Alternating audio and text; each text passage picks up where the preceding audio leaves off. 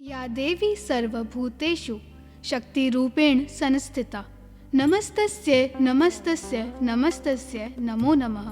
या देवी सर्वभूतेषु विष्णुमायेति शब्दिता नमस्तस्यै नमस्तस्यै नमस्तस्यै नमो नमः। मैं दुर्गा हूँ। मेरे भक्त मेरे आने की प्रतीक्षा साल भर करते हैं। आपको पता है, नवरात्र आते ही मेरे भक्त मुझे 9 रूपों में पूजते हैं। भारत के अलग अलग प्रांतों में मेरी अलग अलग रूपों की पूजा की जाती है। कहीं दशहरा मनाया जाता है तो कहीं मैं माँ काली के रूप में पूजी जाती हूँ और कहीं मैं दुर्गा के रूप में पूजी जाती हूँ। बंगाल के लोग मुझे शक्ति के रूप में विराजमान करते हैं। और हाँ, बंगाल के भक्त दुर्गोत्सव का त्योहार बड़ी श्रद्धा और धूमधाम से मनाते हैं। बंगाल की धरती मुझे शक्ति के रूप में पूजती है।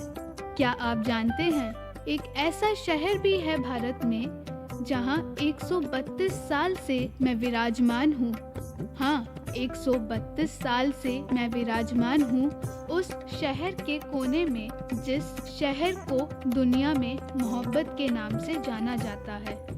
मैं बात कर रही हूँ आगरा की।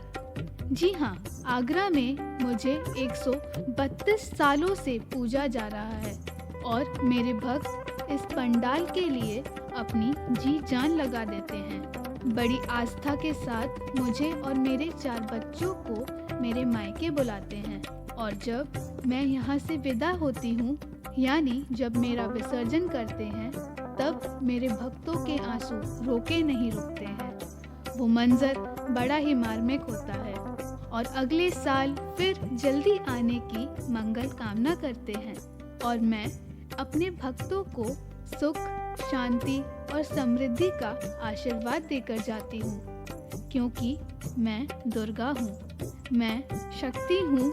मैं आप सभी स्त्रियों में विराजमान हूँ और शक्ति के उपासक यानी पुरुष बड़ी श्रद्धा से मेरी पूजा करते हैं। उन सभी पर मेरा आशीर्वाद सदैव बना रहता है। तो अभी आपने सुनी माँ शक्ति की कहानी, खुद माँ शक्ति की जुबानी।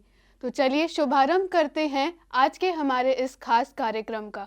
नमस्कार, आप देख रहे हैं आइजम्स न्यूज़ और मैं हूं आप सभी के साथ अरुणिमा बैनर्जी। दुर्गोत्सव यानी परिवार और दोस्तों के साथ कुछ खास पल बिताने का त्योहार। दुर्गोत्सव यानी बुराई पर अच्छाई की जीत का त्योहार। वैसे तो ये उत्सव विश्व के कई हिस्सों में बड़ी धूमधाम के साथ मनाई जाती है, लेकिन जब दुर्गोत्सव का नाम आता है तो दिमाग में सबसे पहले कौंधता है बंगाल का नाम। वहाँ दुर्गोत्सव की जो छटा होती है वो अपने आप में ही मन को प्रफुल्लित करने वाली होती है। बंगाल के दुर्गोत्सव के बारे में तो आपने जरूर सुना होगा और शायद देखा भी होगा। तो चलिए आज मैं आपको लेकर चलती हूँ एक ऐसी जगह जहाँ बंगाल के अलावा भी ऐसी ही शिद्दत और आराधना के साथ मनाया जाता है दुर्गोत्सव का त्योहार। जैसा कि आपने अभी माँ की जुबानी सुना, जी हाँ, मैं बात कर रही हूँ दुनिया के 7 अजूबों में आने वाले शहर आगरा की। लेकिन आज हम आपको ताजमहल या किसी भी ऐतिहासिक इमारत के बारे में नहीं बताने वाले हैं। आज हम आपको बताने वाले हैं 132 साल पुरानी धरोहर यानी सार्वजनिक श्री श्री दुर्गा पूजा कमेटी द्वारा आयोजित दुर्गा पूजा के बारे में। लेकिन उससे पहले सुनते हैं दुर्गोत्सव मनाने के पीछे की कहानी। বর্তমানে শ্রীরামচন্দ্র তিনি মায়ের আরাধনা করেছিলেন এই শরৎকালে আশ্বিন মাসে। রাবণকে বধ করার জন্য রামচন্দ্র 108 পদ্ম দিয়ে তিনি পুজো করেছিলেন। সেই পুজোকে আমরা অনুসরণ করে আজ আমরা আশ্বিন মাসে দুর্গা পূজার জন্য সারা বছর অপেক্ষা করে থাকি। अब दुर्गोत्सव मनाने की पीछे की कहानी तो आपने जान ली है। अब हम आपको बताते हैं 132 सालों से परंपरागत मनाए जा रहे इस उत्सव के बारे में और कैसे हर साल इसी तरह माँ शक्ति का शानदार और भव्य पंडाल सजाया जाता है, जहां हर जाति, धर्म और उम्र के लोग एक साथ मिलकर माता शक्ति को याद करते हैं। तो चलिए इस अनुष्ठान के बारे में और भी कुछ खास बातें जानने के लिए बात करते हैं कमेटी के कुछ मेंबर से, जो हमें बताएंगे कि किस तरह 132 साल पहले इस परंपरा की शुरुआत हुई। सबसे पहले ये पूजा कोकामल मार्केट रावतपाड़ा वहाँ से शुरू हुई थी। तो बंगाली इंजीनियर आए थे, उन लोगों ने मिलकर 5 आदमी ने मिलकर इस पूजा का प्रारंभ किया था। उसके बाद ये धीरे धीरे एक भट्टाचार्य परिवार है, उन्होंने यहाँ पे इसका उद्घाटन किया। ये दुर्गा पूजा षष्ठी के दिन होती है हमारी, जिस दिन दुर्गा माँ का प्राण प्रतिष्ठा किया जाता है। और ये सप्तमी, अष्टमी, नवमी 3 दिन हमारे यहाँ प्रोग्राम होता है।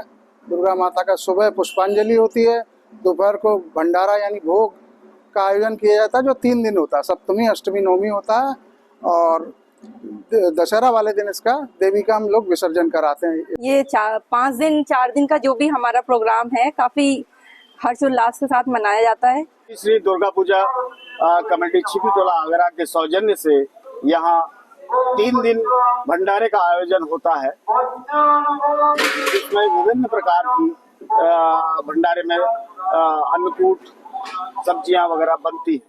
पितृपक्ष के समापन के बाद देवी पक्ष की शुरुआत माता शक्ति का आवाहन और चंडी पाठ के साथ किया जाता है और इसी दिन से माँ के मंडप की तैयारी की रूपरेखा बनाई जाती है और सभी पूजा प्रांगण में एकत्रित होकर आगामी 5 दिन यानी षष्ठी, सप्तमी, अष्टमी, नवमी और दशमी में होने वाले अनुष्ठान और गतिविधियों के बारे में चर्चा करते हैं। पौराणिक कथाओं के अनुसार महाषष्ठी के दिन देवी माँ अपने 4 संतानों यानी सरस्वती, लक्ष्मी, गणेश और कार्तिकेय के साथ पृथ्वी पर अवतरित होती हैं और इस अनुष्ठान का समापन दशमी के दिन महिलाएं माँ शक्ति से अपने सिंदूर की रक्षा की कामना करती हैं, जिसे सिंदूर खेला कहा जाता है। इस दिन महिलाएं पान के पत्ते पर सिंदूर रखकर उसे माँ दुर्गा के गाल को स्पर्श करती हैं, फिर अपनी मांग और माथे पर सिंदूर लगाती हैं। मान्यता है कि यह पर्व मनाने से देवी माँ की असीम कृपा से सुहाग की लंबी उम्र होती है। अभी हमने आपको बताया कि 132 सालों से परंपरागत चली आ रही सार्वजनिक श्री श्री दुर्गा पूजा कमेटी द्वारा आयोजित दुर्गा पूजा के बारे में। अब मैं आपको बताऊंगी उस नृत्य कला के बारे में जिसके बारे में आपने शायद ही सुना या देखा होगा और जिसके बिना माँ दुर्गा का अनुष्ठान अधूरा माना जाता है, जिसका नाम है धुनुची नाच। यह नवरात्रों में दुर्गा पूजा पंडालों में महानवमी में किया जाता है, जिसकी शुरुआत सप्तमी से ही हो जाती है। महिलाओं से लेकर पुरुषों तक को यह नृत्य करते हुए देखा जा सकता है। धुनुची को आमतौर पर हाथों से पकड़कर या मुंह में दबाकर इस नृत्य को किया जाता है। पुराणों के अनुसार अति बलशाली महिषासुर का वध करने के लिए देवताओं ने माँ दुर्गा की पूजा उपासना की थी और माँ ने महिषासुर के वध से पहले अपनी शक्ति को बढ़ाने के लिए यही धुनुची नृत्य किया था। तब से लेकर आज तक यह परंपरा जारी है। पूजा पंडालों में सप्तमी से ये नृत्य शुरू हो जाता है और अष्टमी और नवमी तक किया जाता है। आगरा को हम सिर्फ ताजमहल, लाल किला या फतेहपुर सीकरी के वजह से ही नहीं जानते हैं, बल्कि आगरा को त्योहारों का शहर भी कहा जाता है, जहां हर त्योहार पूरे भक्ति भाव और हर्षो उल्लास के साथ मनाया जाता है।